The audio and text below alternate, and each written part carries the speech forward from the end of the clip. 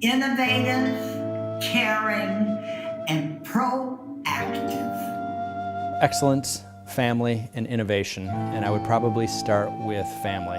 NESA is is the only organization that I'm aware of its kind that creates such a tight family dynamic among faculty, administrators, and schools. The hallmark of NESA is providing relevant support to an incredibly diverse range of schools in a spirit of camaraderie and fun. I think what makes NESA different is that sense of community in everything we do. Collegial, professional, supportive. Through NESA's emphasis on school improvement and professional development, student learning becomes a principal goal, and it is at the very core of its purpose for existing. The words that I would use to describe NESA are collaborative, stimulating, and thought-provoking. I think networking is certainly one word that I would use. It's the opportunity to really bring people together. Collegiality, professional friendships, I think that's important. I like the fact that NESA was unashamedly and driving towards being learner-focused. Never one to rest on its laurels, NESA has been responsive to the changing needs of the profession. Always been on the forefront of innovation and training in a changing landscape. I think one of the NESA documents has the statement that collaboration is the cornerstone of our success. And I think that all those people and groups and partnerships that NESA welcomed, NESA are also invited to collaborate with them. I think that the hallmarks of NESA always have been family and innovation. Words that I would use to describe NESA are transformative learning, partnership, and collaboration. Is the idea of inspiration. To me, NESA was an inspirational organization. It pushed me to think higher and deeper. It pushed me to consider things that I never would have considered. And for that, I'm very grateful.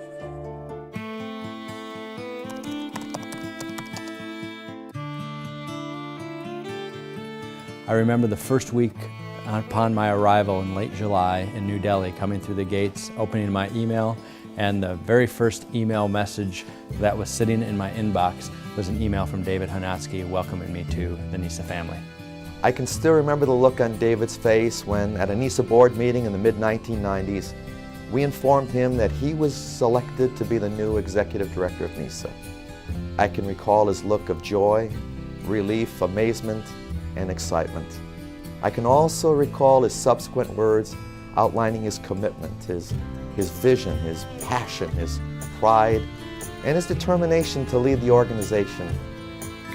Our favorite memory is riding past the pyramids in Egypt on camels on our way to a tent party for our very first NESA conference in 1988. And that's where we first met David. I'm going to go right back to Rhodes at the beginning in 1974. It really opened the eyes of a young girl who was just learning about this whole international teaching experience. Last year in Islamabad, I had decided after the church bombing and the attack on the Mary Christian School, 60 kilometers from our school, that I would send my wife and my youngest son, Matt, home, and I would stay to finish out the year, but that I didn't feel it was safe enough for my family to be with me. So, that was a fairly difficult decision to make and certainly to carry out. And David and the NESA board were so wonderful in supporting me. But probably my fondest memory has to do with when we decided to have NESA in October of the same year that the Gulf War was taking place.